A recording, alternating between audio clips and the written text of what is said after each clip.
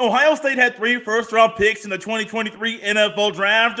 Should Ohio State fans believe the Buckeyes will have more first-round picks in next year's NFL Draft? This topic is one of the many things we touch on during today's episode of Locked On Buckeyes.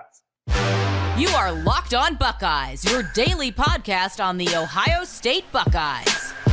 Part of the Locked On Podcast Network, your team every day.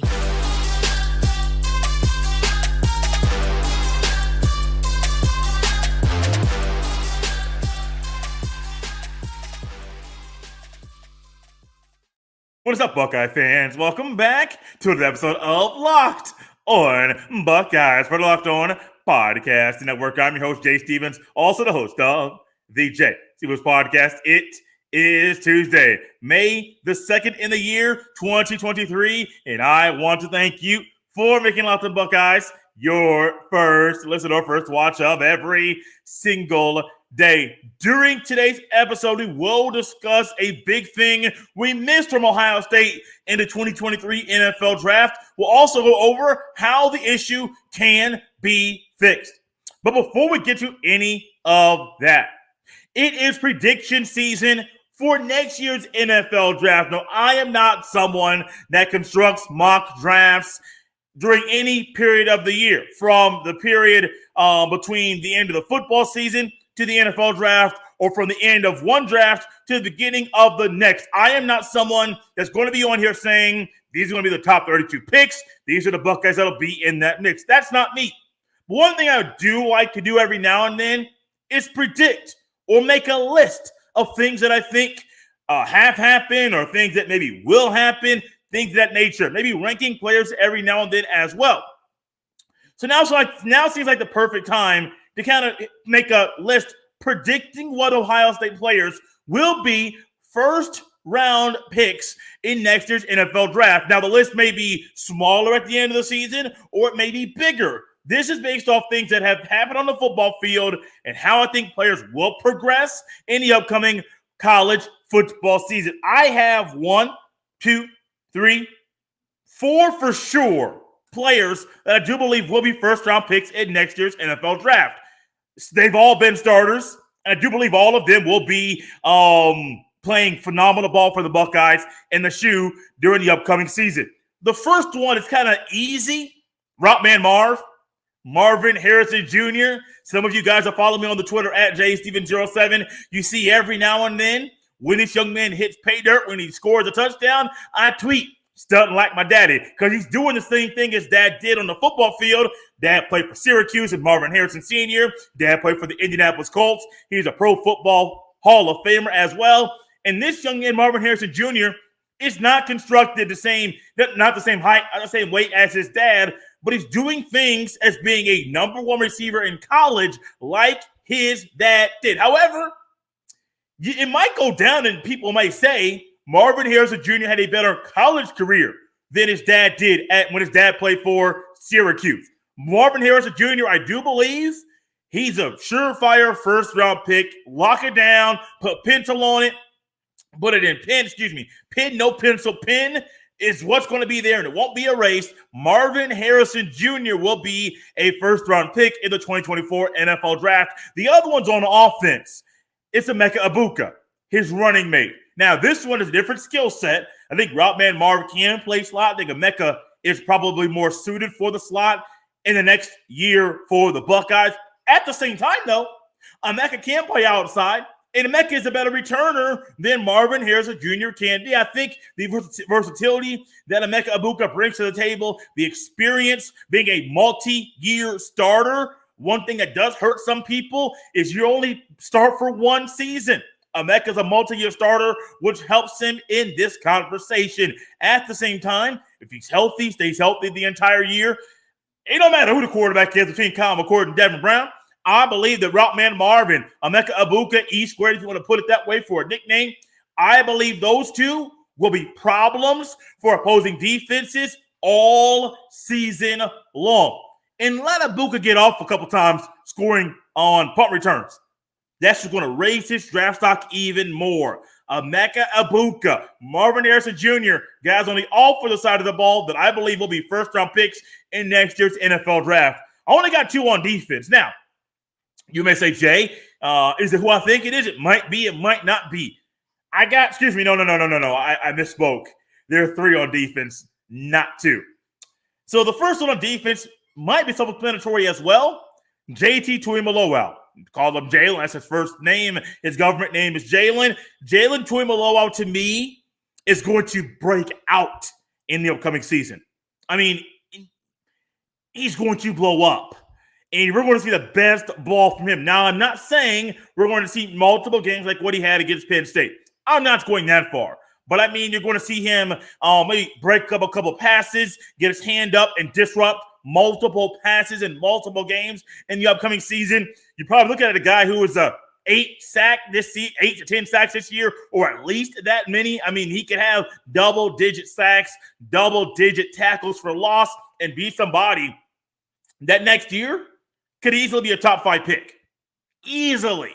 The position that he plays, the way that I think he'll progress, the way that he's already played already, I do believe Jalen Tuimoloau will be a first-round pick in next year's NFL draft. The number one is a linebacker. It's not the linebacker that you might be thinking. I'm going to say in Tommy Eichenberg. Steel Chambers. I think, and I cannot wait to get Ryan Roberts back on the show because Ryan's going to watch the film and discuss this as well. I think Steel Chambers has a chance to be a better pro than Tommy Eichenberg does. I think Steel Chambers' skill set and his athleticism different than Tommy's. I think Tommy Eichenberg is a guy that's really, really good. But every now and then we get guys that are really, really good in college that maybe you just don't know how they translate to the next level. Stetson Bennett, really good quarterback in college. 2-time national champion, 4th-round pick. Now, you may say, Jay, he's a quarterback, a really good, a really important position. You're correct. But there are limitations to his game. And I truly wonder, Eichenberg, limitations that are there, is that a first-round kind of guy? I think Steel Chambers is. And I don't mean to tear down the guy to lift the guy up. I just think Steel Chambers' athleticism and hearing people say that, look like there were times this year that he was the best player on Ohio State's defense. Buddy, I'm just thinking, man. I'm just thinking. Steel Chambers will be a first-round pick in next year. Then also Denzel Burke. Now, this is one that I was a little hesitant on because I was sitting here thinking Burke 2nd round, maybe 3rd round, maybe. But something tells me this young man's going to play the best ball he's ever played at Ohio State, be another multi-year starter. You have your good year as a freshman. You have your sophomore slump. You end up playing a little bit better towards the end of that season as well. And I think Denzel Burke, if he can get back to, the way we expect corners to play at Ohio State, the guys like a Marshawn Lattimore or a Damon Arnett or a Jeffrey Okudah or Garyon Conley. Bradley Roby, you get to just like Ohio State has a history, don't matter who the coach is, of being elite at corner. And I think Denzel Burke raises a level of play in the cornerback room, and I do believe he's going to play the best ball he's ever played at Ohio State, and he will be a first-round pick. There are some names that you don't see. You don't see an offensive lineman. That's literally TBD, to be determined. I think the best offensive linemen right now are guards. That's why they're not there. Cade Stover. I think he'll play phenomenal ball. I just don't know if he's a first-round pick in the upcoming draft. No quarterback, McCord or Devin Brown, they got to prove it to me. Like, I haven't seen enough from them previously to think, they'll project and be a first-round pick next year. Travion Henderson, I don't see it. I don't see it yet. I haven't seen it from him. I just don't know how he's going to play in the upcoming year. So I cannot say that right now. Michael Hall Jr. saw Ryan Wilson of CBS Sports had him already in his 2024 NFL draft, first mock draft of next year's cycle. Possibly, but I can't say it. Lathan Ransom and Joshua Proctor, not there yet. Those are the guys. Got 5 guys who I believe will be first-round picks in next year's draft. Marvin Harrison Jr., Emeka Egbuka, Steel Chambers, Denzel Burke, and Jalen Tuimoloau. Hop in the YouTube comment section. Let me know if you agree or disagree. And if you disagree, who do you think I should add to the list or maybe take away? There's also some things that we can take away from the NFL draft that we did not see this year in the 2023 NFL Draft? What was it? We'll discuss it next right here on Locked On Buckeyes. This episode is brought to you by FanDuel Sportsbook. Make a fast break to FanDuel during the NBA playoffs because right now new customers can get a no-sweat first bet up to $1,000. That's $1,000 back in bonus bets if your first bet doesn't win. There's no better place to bet on all the playoff action than America's #1 sportsbook. Visit FanDuel.com/LockedOn and get a no-sweat first bet up to $1,000. That's FanDuel.com/LockedOn. Once again, go to FanDuel.com/LockedOn. FanDuel, official sports betting partner of the NBA. Thanks for making Locked On Buckeyes your first listen every single day for the everydays you don't want to miss some things coming up later during this week. We will try to tap in with hosts from the Locked On NFL family to let us know why the Texans drafted C.J. Stroud when it seemed like all the talking heads said Stroud would not go to the Texans and how they plan on utilizing him. And did they see a future franchise quarterback in C.J. Stroud at the next level? Why did the Seahawks draft Jigba? Why did the Cardinals draft Paris Johnson Jr. #6 overall? Trying to tap into the other people, other hosts of the great Locked On Podcast Network to bring some more things here to help us learn more about Buckeyes that played in the show a year ago that'll play in the NFL in the upcoming season. So we think about things that we took away from the draft. Yesterday did a great job recapping the NFL draft from a Buckeye point of view. The 6 guys that were drafted, the 4 undrafted free agents, and even went over 3 guys over the weekend that committed to play football at the Ohio State University. But among the 6 guys, the 6 Ohio State Buckeyes that were drafted, smack dab in the middle of them, you had 3 in round 1, you had 1 in round 4, 1 in round 6. One guy who got drafted in the 3rd round, Zach Harrison, went to the Atlanta Falcons. Great player, really good player. But let's think about this, though. I got a quarterback here. I got an offensive tackle here. I got a wide receiver here. I got a D end here. Offensive tackle, center. What's the only thing that stands out? There's only one defensive player that was drafted from Ohio State from the draft over the weekend. Now, when you look at the guys that were undrafted free agents, Jerron Cage, D tackle, Cam Brown, corner, Ronnie Hickman, safety, Tanner McAllister, corner.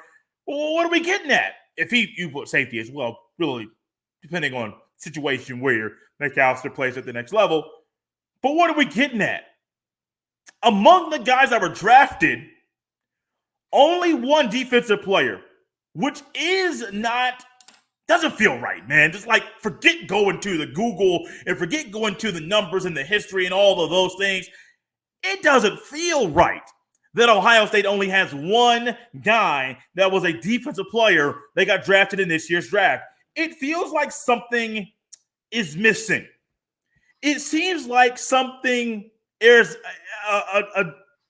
a factor that is missing right now at Ohio State.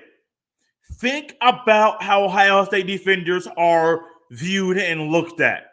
I mentioned a position earlier, mentioned Garyon Conley, Bradley Roby, Marshawn Lattimore, Damon Arnett, Jeffrey Okudah. What I mentioned, 4 or 5 guys that were really good corners. Okudah, a first-round pick. Other guys that are really good players in the NFL that got their start at the Ohio State University. And so when you think about that, that's one position. Think about linebacker. Think about the guys that Jim Tressel used to bring in and the guys that Urban Meyer used to bring in at linebacker. Think about a Bobby Carpenter or a James Laurinaitis or an A.J. Hawk or want to keep going, Raekwon McMillan, Ryan Shazier. Linebacker. Like, you think Ohio State linebackers are going to be that dude? Are going to be elite? Think about defensive end. And I'm going to put a guy in this conversation as well that deserves to be here because he's a solid piece for the Cincinnati Bengals. Sam Hubbard, Joey Bosa, Nick Bosa, Chase Young. Now, 3 of the 4 guys that are really, really good elite guys and that are really good at the next level as well. But what are you getting at? NFL teams think Ohio State's going to be a guy. Ohio State's going to be a team that is going to produce really good players at these positions. We haven't seen that under Ryan Day's watch yet. Under Ryan Day, what have we seen? An emphasis on offense, an offensive coach that puts most of his time is devoted to the offense. Now, to his defense, Ryan Day was the play caller, not the offensive coordinator by name and by position title, but he is someone that's going to spend a lot of his time with the quarterbacks and the offense to make sure that thing is working the way that he wants that thing to work. Great, cool, whatever. But also, what have we seen over the past few years? We have seen Ohio State since Ryan Day has been there. And some of these guys have been Urban's guys since a lot of the recruits, a lot of the draft picks that came in at this time were Urban Meyer recruits. Okay, yeah, Urban Meyer did his thing in the 2020 draft after Ryan Day's first year at Ohio State. What did we see?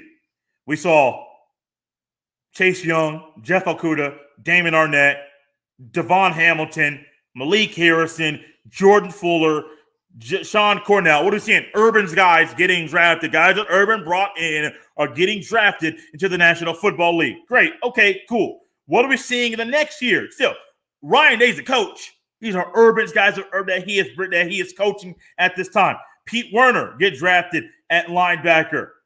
Baron Browning got drafted. Tommy Togiai got drafted. Sean Wade, Jonathan Cooper.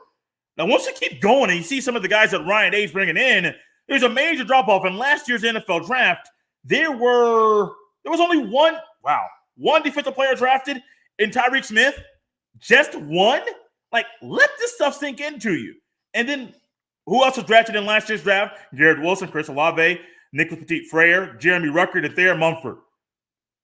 Are you guys getting the gist of things that are happening now? Now, granted, keep in mind, a lot of the guys last year that played a lot, they stayed in school.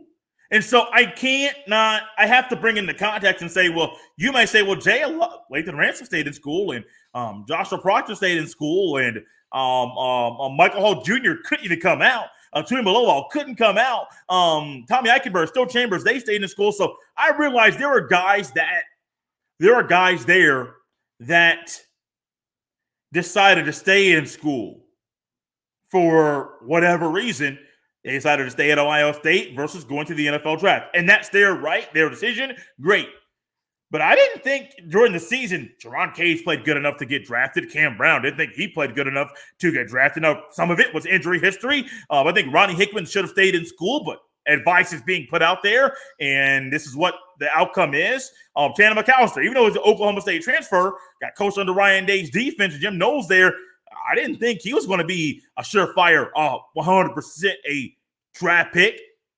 What's going on? Like, you don't expect these things to happen at Ohio State. You expect better. You expect the defense to play better. You expect the defense, no matter who the coaches are, to play at an elite level at every single position. That's the one thing missing that we didn't really see from Ohio State in this draft was multiple guys drafted on defense. It's something I saw in conversations on the Twitter, and it's something I think that is a legitimate conversation. Is it all Ryan Day? Is it on the coaches that he's bringing in? What's the issue? Why is this here? I mean, those are things that I think Conversation Day is going to have with some of the defensive coaches. Like, look, it's got to get better. I can do all the things I need to do to stand up for the guys, stand up for the players, like you did for Stroud or at the NFL draft. I can do all of those things. But we got to start producing, man. Like, if you want to have elite guys come in here on defense, show them. Under my watch, we're developing players on defense, and they're getting drafted. That's part of the solution. How are some other ways? What are some other ways that we can fix this issue so not only one Buckeye gets drafted in back-to-back drafts? We will go over that next right here on Locked On Buckeyes. As Locked On Buckeyes rolls on here on a Tuesday, I cannot wait to keep going with the show this week. Going to try and get our guy John Garcia Jr. back on the show. Going to try and get some guys from the Locked On NFL family to come in on the show to make this a one-stop shop for every Buckeye fan so they know all the information they need about their Ohio State football team. Make sure you subscribe to Locked On Buckeyes on the YouTube and on the audio apps as well, so you don't miss a thing. One thing that was missed in the previous NFL draft was only one Buckeye drafted that played defense in this draft. And a year ago, it was the same way. Jonathan Cooper got drafted in the 7th round of 2021 draft. In the 2022 draft, only one Buckeye defender got drafted in that draft. How does this change? What do you have? 1, 2, 3, 4 defensive players drafted in the 2021 draft. Only one defender drafted that was a Buckeye in the 2022 draft. How can this change where there's multiple Buckeyes drafted in back-to-back drafts? I think some of it actually happens on the recruiting trail, honestly. Now, I do believe, and I think with John coming in and his expertise covering the recruits, I do believe Ohio State has a phenomenal, and they're in the works of building a phenomenal recruiting class. But when you look at it, you have Garrett Stover, Kay Stover's brother, committed, linebacker, in-state product. You have Peyton Pierce, linebacker, one of the best linebackers in the recruiting class out of Texas. You would think if you're Ohio State, you wouldn't have the recruiting class be so heavy with offense right now. But ultimately, I think part of that might be because when recruits look at things, they want to get a good education. Some put an emphasis on education, their academics, and their athletics. Some of them want to be developed as a man. Say they want to put the emphasis on the football field, but how could I be developed as a man for life after football? There's a lot of factors people look into when deciding a place to play the college football. But one of the places, are you producing guys that get drafted? This is an easy conversation, and ultimately, part of the one reason this is in my head right now is because we're on the heels of the 2023 NFL draft, and so that conversation is there because, well, it's fresh on our minds. Think about it. Think about what this means. If you're a 5-star, 4-star defensive end, 3-star DN, I don't even care what the stars are. Think about if you're a DN, one of the best defensive ends in your recruiting class.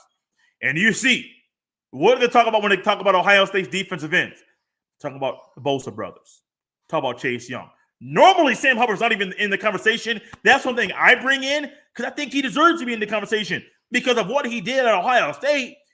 That could be translated to the NFL, and there's somebody saying, man, look, I understand. I might not be able to be no Chase Young or no Bosa. I could develop into being a good Sam Hubbard. I could develop into being that guy. That is one thing that is real.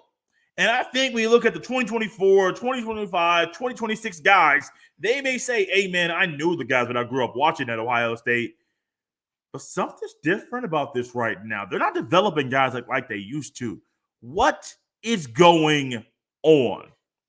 And ultimately, it might come down to, can Ohio State get me at a defensive player, get me into the draft when I am there playing football? I think that's a real conversation. And so you may say, Jay, part of the reason over the past couple of years there has only been one guy drafted that was on defense is because the defense is young. Okay, cool. Joshua Proctor is not young. Joshua Proctor lost his spot last year. Was that Josh? Was that on the coaching? Was that because of the recruits coming in that they brought in because they're better and they're younger? What is it? These are legit questions. If I'm a recruit, I'm going to be looking at it saying, can they give me to the NFL?